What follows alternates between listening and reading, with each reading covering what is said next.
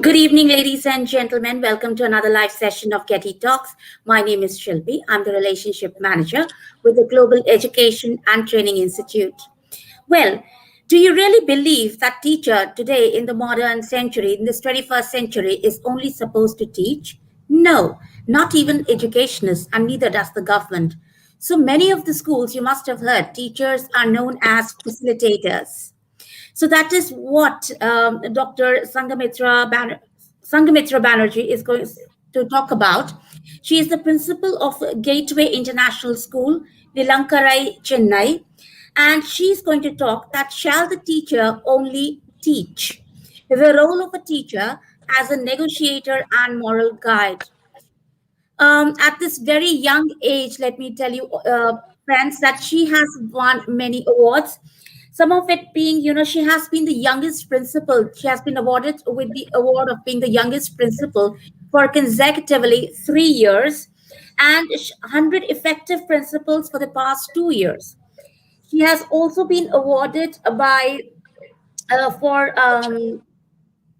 Education Today for being amongst the 50 most effective principals of the year. So, thank you, Dr. Banerjee, for being here and joining in the disruptive education movement started by Dr. Sunita Gandhi. We are very eager to hear your views on this topic. So, the platform is all yours. Thank you. Thank you so much, Shilpi.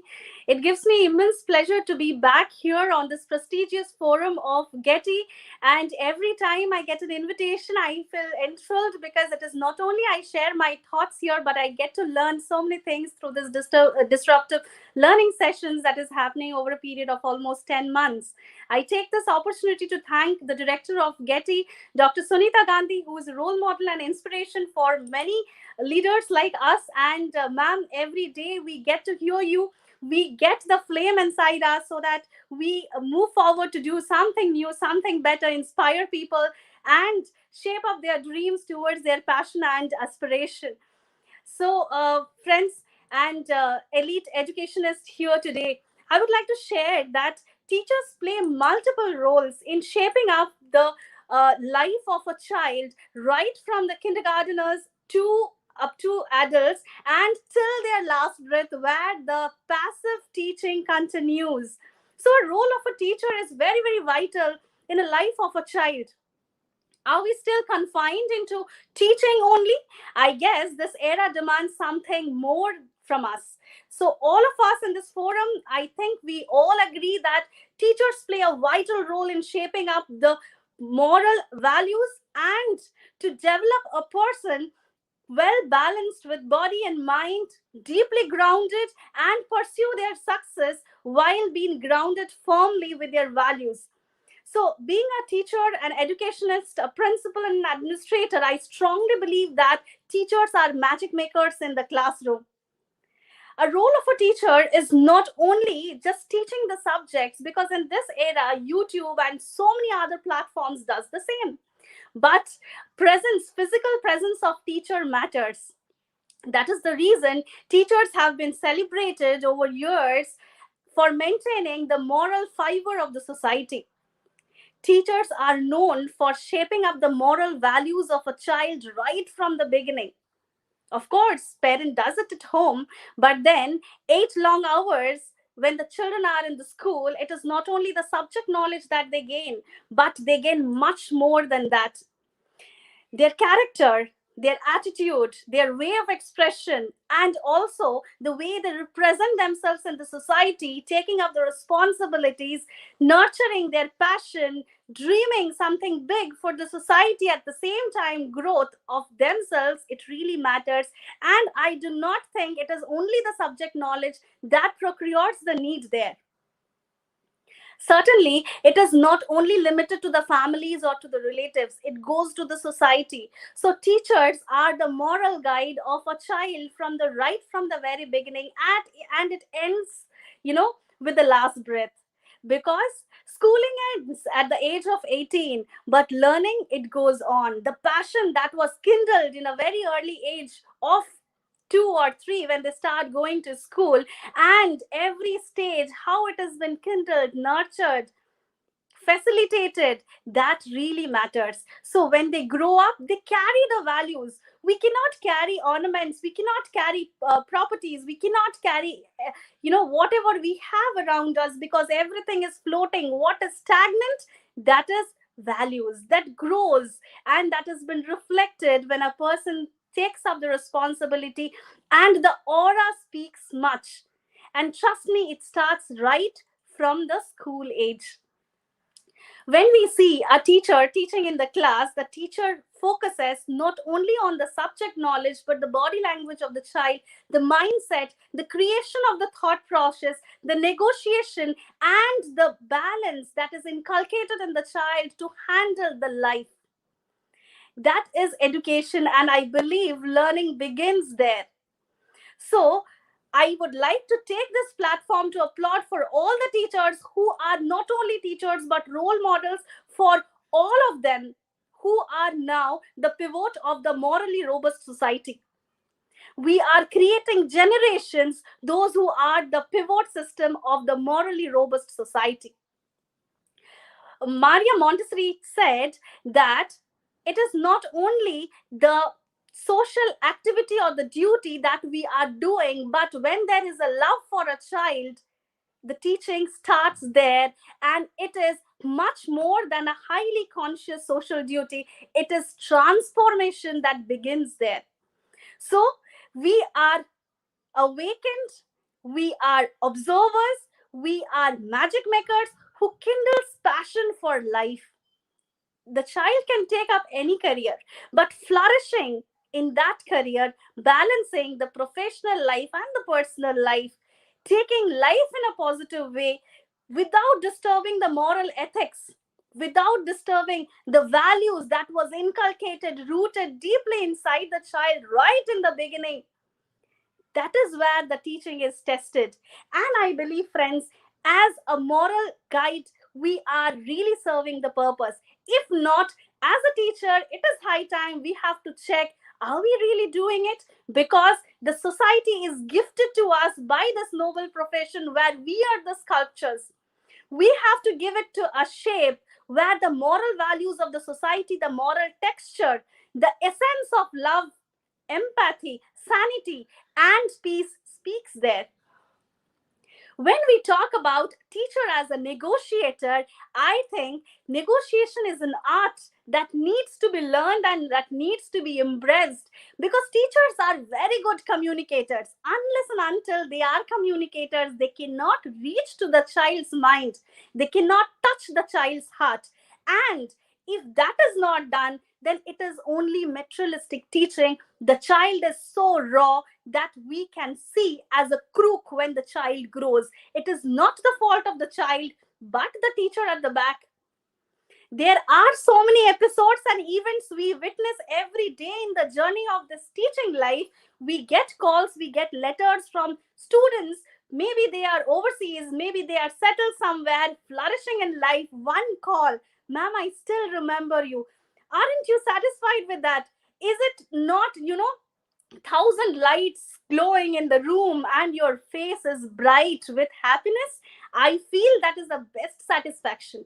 Do you know why still they remember you? Not for biology, physics, chemistry, mathematics, English, or social studies, what you have taught, but the moral guidance that you have given, that the child is flourishing, not only in terms of family, in terms of relatives and relationships, but in terms of a properly maintained, groomed individual whose values are deeply grounded, feet are firmly grounded, yet the wings are flying and touching the success, the epitome of success, right? That is where the teaching is tested. So, my dear facilitators, today, let's cross verify and cross check that 40 minutes time, are we really utilizing it for shaping up tomorrow, for shaping up the society?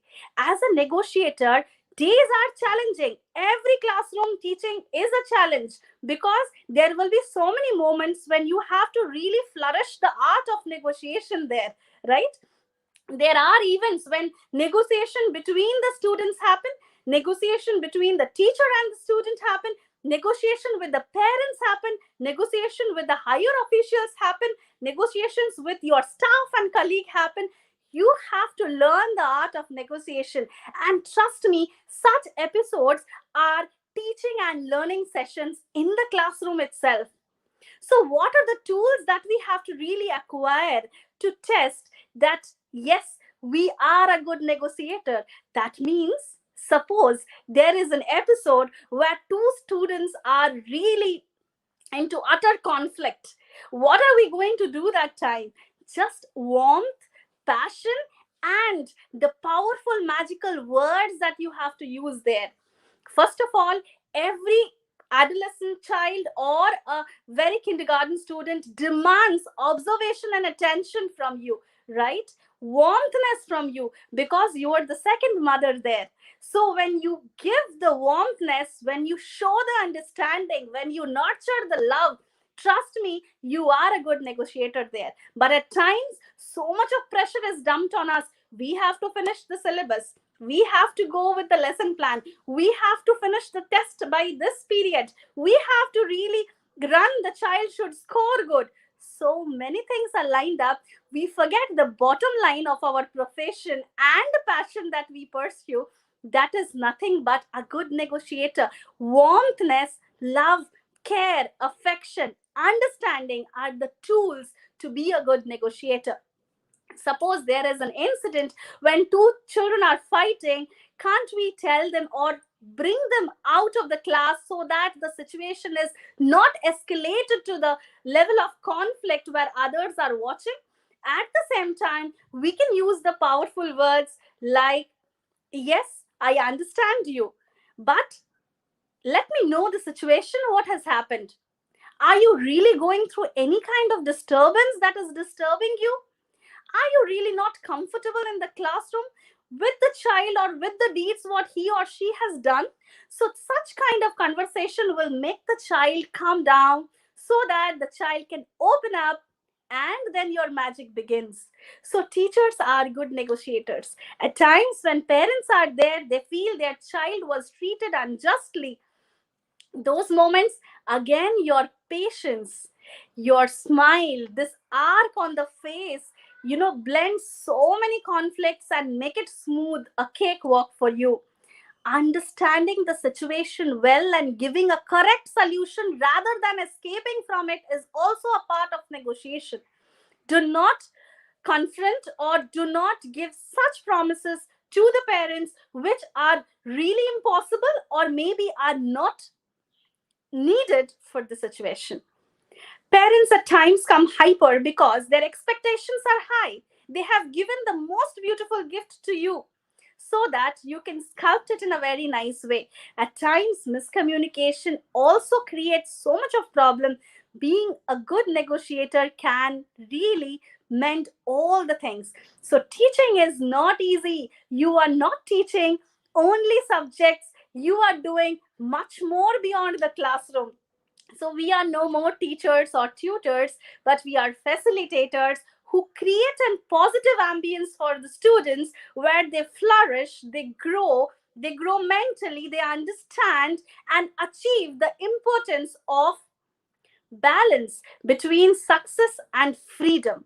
It is very important because we know that freedom, intellects, expertise, skills, subject knowledge, concept skills, so many things are needed for success, but it is successful when it is strongly binded with moral guidance and moral support. So, I know all of us are matured and we have nurtured our profession so much that we always upgrade ourselves to give the best to our students. I think such points, when we keep in mind before interacting with the group of children or to our own ward at home, we will be really a very, very successful facilitator, not in terms of any success, but in terms of the success which to be remembered for years to go. I really feel grateful that when I get a call from students who are settled overseas, or when they call and say, "Ma'am, do you remember me? I was your student." and I am doing so and so, and I still remember you, ma'am. I still remember those episodes, ma'am, in the school. It brings such big smile on my face, trust me, and my heart fills with satisfaction. That is the actual role of a teacher. I know there are so many episodes in your life as well. Recollect them, take a moment, and pat yourself, because we do so much beyond teaching. Thank you so much for giving me this opportunity. I'm eagerly waiting if any questions have come from the listeners, and we can proceed with an interactive session henceforth. Over to you, Shilpi. Yes, thank you, Dr. Banerjee, so much for being so fluent and being so simple in your points. There was nothing that I think my audience wouldn't have understood. And the last point that you said, I just remembered something which happened with me recently. I was like walking on the road and lost in my own self when a girl comes in front of me and she's like well groomed and everything, and she suddenly says, "Excuse me, ma'am." I said yes. Then she took my name and she said, "Are you that?" I said yes. She said, "Do you remember me?" Now, being honestly, I did not remember. We teach so many students in our life, but I said, "I am trying to recollect." She said, "Okay, I know you wouldn't remember me, but I'm telling you." So she told her name and she said, "I remember you. I mean, all my life, because it was in grade three. I don't even remember that incident, but she remembers."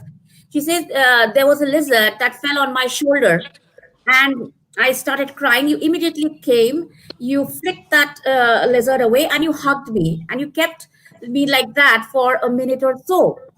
And she said, "I will never in my life forget that."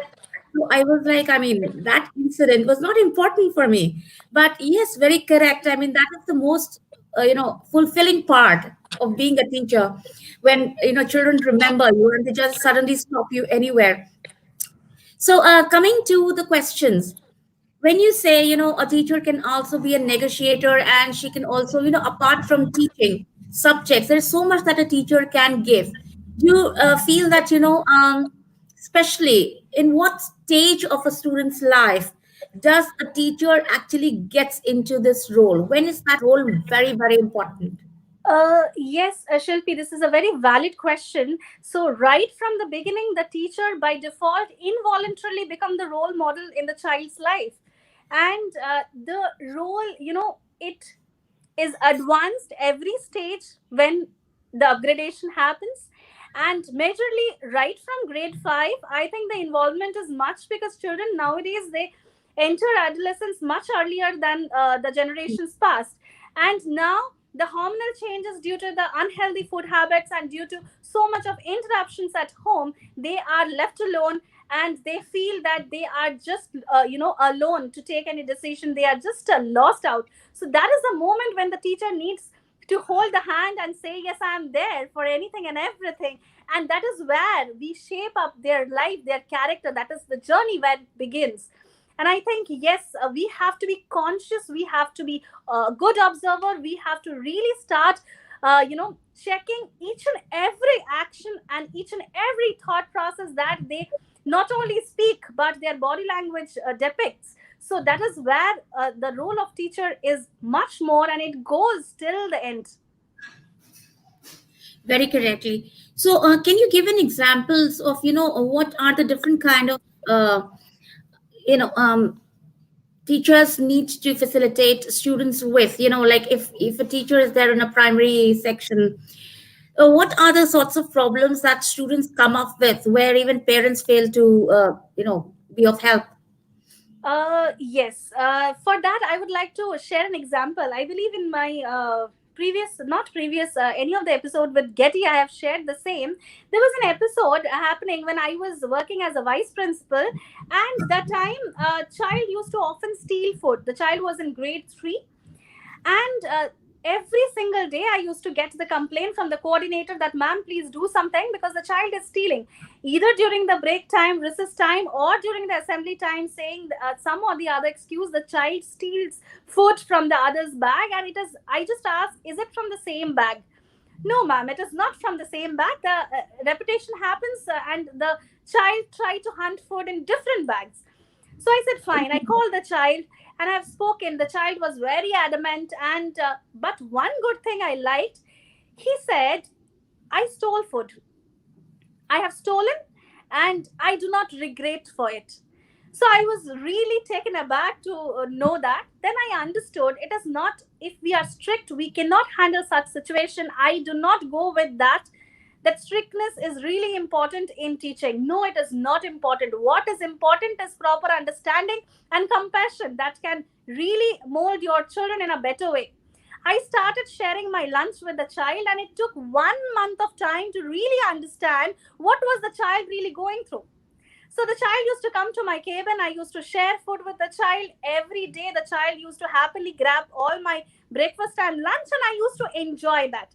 What I used to observe is the child regularly brings idli and sambar. That was in the breakfast and that was in the lunch. So I thought Oh, it's high time I should call the parent and find out. Then I realized it was only the maid who was taking care, because parents were settled abroad for some business purpose, and both the brothers and sisters are there. Sister was in grade 11 and the child was in grade 3. So I called the house mistress. She was there the next day, and she said, "That is what I have been ordered to prepare. I give it, but the child doesn't eat at home." Then I understood the stubbornness behind the stubbornness, what kind of pain exists. Even our taste buds want so much of delicacies, right? So yes, the yes. child must be hunting for some junk food, some Maggie, some fruits, something else, some biryanis and fried rice. So when I used to bring different food, the child used to lavishly enjoy. And trust me, we observed a typical change in the child's characteristics. The child was slowly getting molten, and the child was behaving properly in the class, stopped stealing food, tried to attend the assembly. So the teacher needs to find out what is the story at the back. The hidden apple needs to be really counted. So at times we miss that. At times we become arrogant. At times we bash the child nicely, throw the child out of the classroom. That means we are really damaging the mental health of the child. So we need to be a good observer, know the untold story, and then the teaching begins. So that is all about. I think this episode will have answered all your questions, what you have put forth, Yes, right? yes, yes, yes, indeed. Because, we on this 21st century, at least we have, as teachers become very awakened, more empathetic, which is not there in the traditional way of teaching. So thank you so much, Dr. Banerjee, for taking out time and being here. And I know you had been busy the entire day, but it Thank was a you. pleasure having this discussion with you. So I hope to see you in future again. Thank you once Thank you again. so much. Thank you, Getty. Thank you, Shilpi, for coordinating. Thank you so much. And for my audience, please stay tuned in for there's another very interesting session coming up. Thank you.